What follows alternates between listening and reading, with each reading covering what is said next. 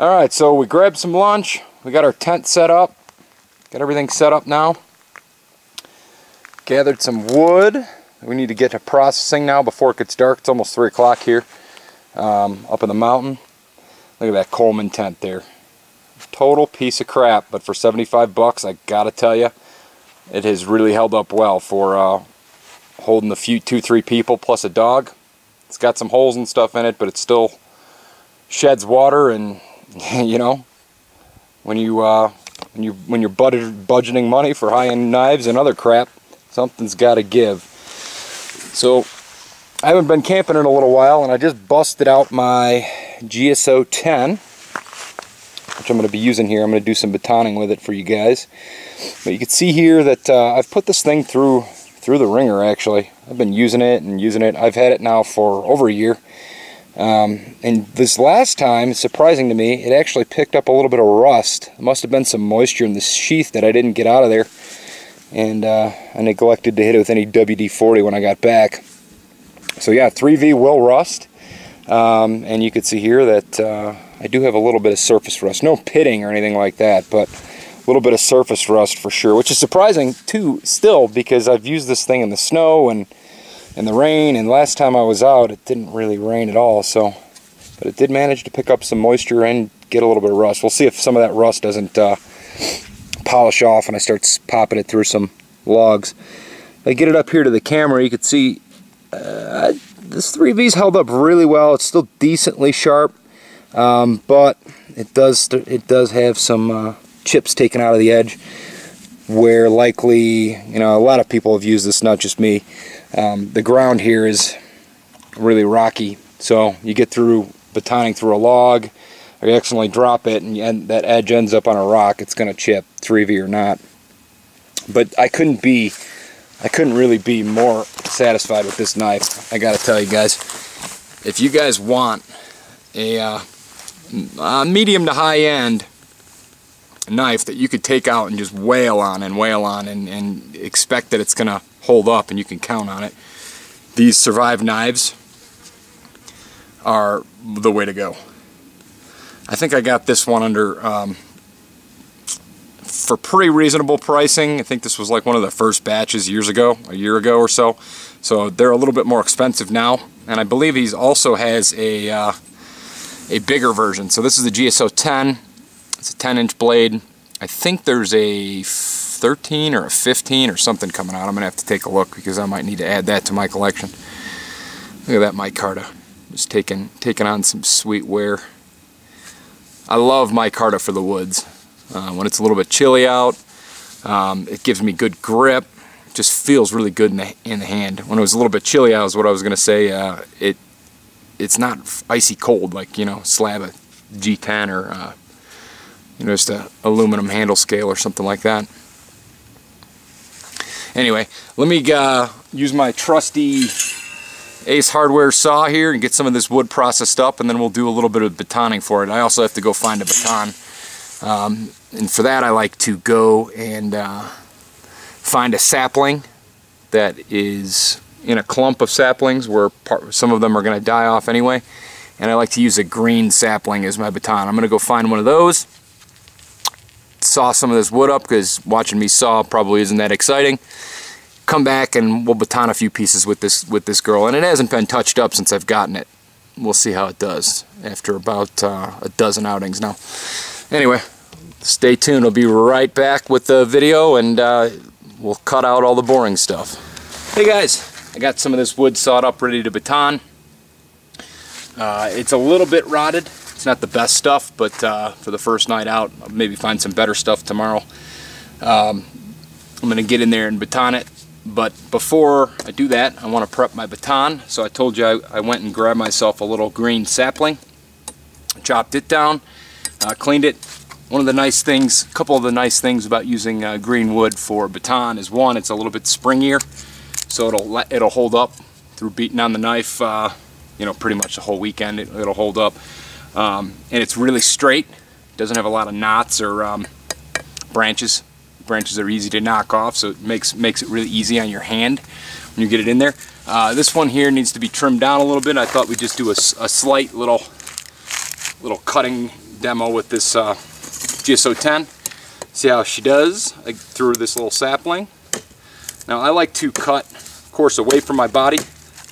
I like to prop myself up on a log or a rock or something. And I will do most of my cuts going one way and work it in there.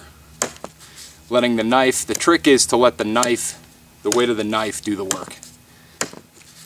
Anybody who's a carpenter by trade or has done a lot of hammering, basically you want to use this knife to chop like it's a hammer.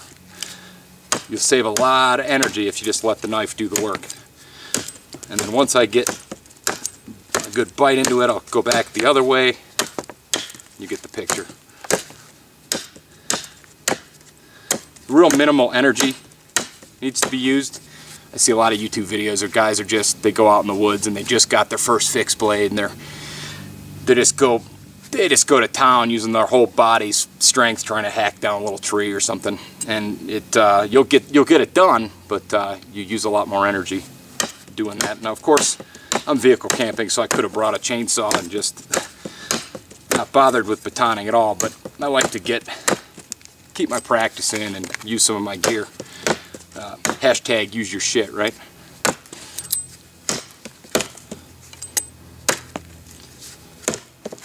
So get it through, give it one more little whack and we're through. I'll just clean it up a little bit for my hand. Where my hand is going to be, so I'm not holding on to the bark. Strip some of that bark down. Give myself a nice little club. Still, as you see, it's still adequately sharp despite having a little bit of rust, a little bit of surface rust, and some pitting on the blade. I mean, this thing is 3V is good stuff, guys. I love having 3V as a wilderness. You know, I've used spring steel and 1095 and all the other brands, Becker and Tops and all the other ones, and they're great. But man, the edge holds up on this way better than any of those. Now I'm sure it'll be a little bit more of a pain in the ass to sharpen when I go to sharpen it. I've got the Edge Pro Apex, so it shouldn't be too bad, but keep that in mind if you're going to get one of these. Probably going to want to invest in a sharpening system so you have a little bit more easy time there putting an edge back on it. Oh, this isn't scripted at all, so let's just see what we got. I'll grab the first small one here. Just in case it's giving me a trouble today. I like to clean out some of the ground where I'm going to baton, get it somewhat flat, make sure there's no big rocks there. Should I baton all the way through and into the rocks? Like I said, that's how those chips and that edge do happen. And I'll take a nice initial bite at it, like so. This is about if this is a 10-inch blade, this is about a 5.5 inch. Right in that range, I would say. Diameter log. And the same type of thing when you're batoning, right? You're going to want to let the baton do the work, not your arm. You're going to save your shoulder. If you really were in a survival type situation, you're going to need to expend your energy. You're not going to have, you know, chips and all this other crap like I have here to load calories back in. But let's just see how she goes. I like to get it started right from the top first, and then I start working the front and the back.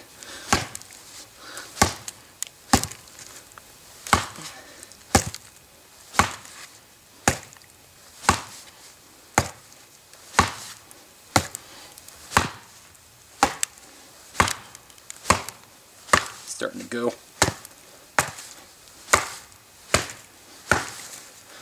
It's not quite as rotted then as I thought it was.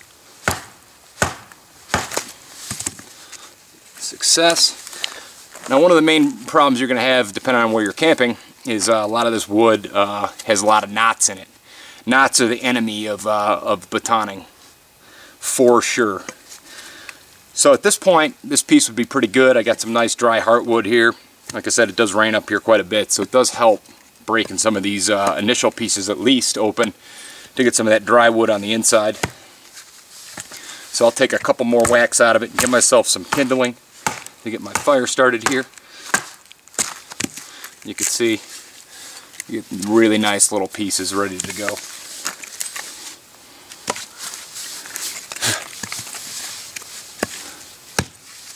Couple more little pieces here. Split them up. Good stuff. You get a raging fire going in no time. Like I said though, you see this wood it does have some termites and stuff through it, but it is still decently, it's not quite as rotted as I thought it was when I was hauling it over here. So that'll actually burn really well. Take a look at our knife here. Starting to knock off some of that rust. I'm sure if I take a scour pad to it and maybe some of that flids, if that's what it's called, and just give this thing a little TLC when I get back this time, it'll that little bit of surface rust will come right off. What do you say we jump in and get one more piece, and then we'll jump back off. I don't want to make a 20-minute video just on batoning, but sometimes you got to do what you got to do. After that, I'll get my fire going, get ready for some dinner, and get ready to bed myself down. Actually, I don't have much to do tonight. I'm all on my own out here. So on these bigger pieces, I'll start closer to off-center, and I'll take little bites at it that way. One of the tricks for really, really wide logs is to just simply slice baton off the ends, the edges, and that'll just basically give you a nice core piece there in the middle, especially if your knife's not long enough to span the whole thing. You don't need to be a big man and try and man your way right through the center of it right from the get-go. Taking little bites, eat an elephant in small bites, right? Now, of course, some guys are going to say, hey, you don't need to baton at all. You could bring an axe, you could bring a splitting wedge, you can bring all these things. I agree completely. I have a truck, I could have an axe, I could have all those things. In fact, I do have an axe with me. But I do like to baton. It's sort of like whittling to me. And should I ever end up in the situation where I am in a bug-out type situation, I'm not going to be carrying an axe and a splitting wedge and all this other shit with me. I'm going to probably have this GSO 10, one or two folding knife options, and maybe one more smaller fixed blade, and that's going to be basically it. So you got to get used to using what you think you're going to need in those situations. But let's take a whack at this one and see how we do. So same type of deal. Let the log do the work. You don't need to be hitting it with He-Man strength, trying to pound the nail in one swing, Miyagi-san. You can just take a nice little whacks through it, let the log do the work. And again, with these greenwood batons, they got a little bit more heft to them because all the moisture. You can see you got a nice split right there. Nice little piece. We'll go ahead and give it another, break it down one more. See, once you get down to this point, splitting really starts to become pretty easy. You can make yourself a nice little kindling pile. I'm probably going to have to build myself a little shelter if we're going to get some rain tonight. I don't want my freshly processed wood getting all soaked.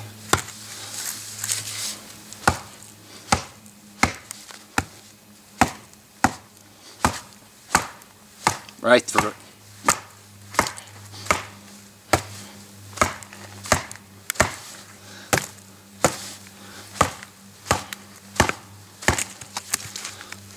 Well, not quite yet. Getting to a knot. We'll see how we do here down in this knot.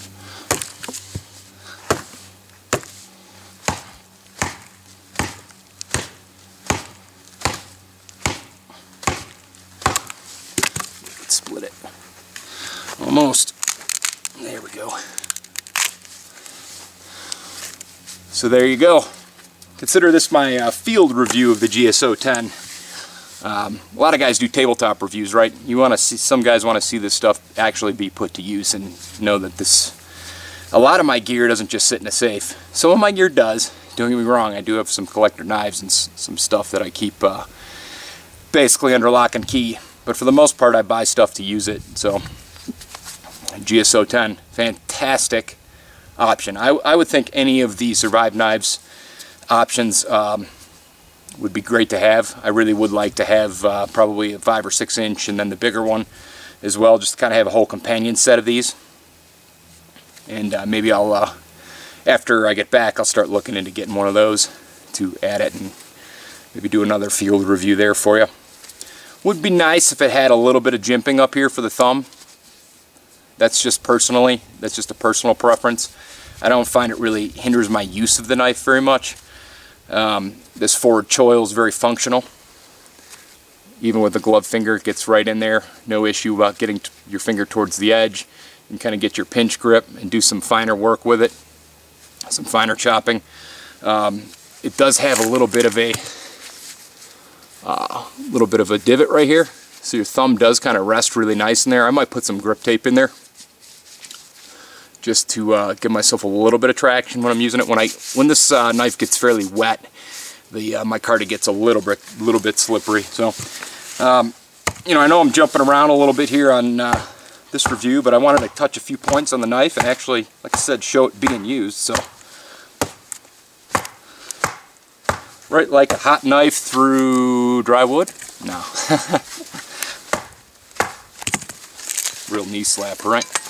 Anyway, there's a couple of pieces done and ready to go, and I'll probably spend a little bit of time finishing up, get myself ready for tonight, get my fire going, get some rice and beans on. Thanks for watching, guys, as always. I'm sure I will have a few more videos with some other gear that come out of this trip, hopefully anyway. And have a good night. Signing off.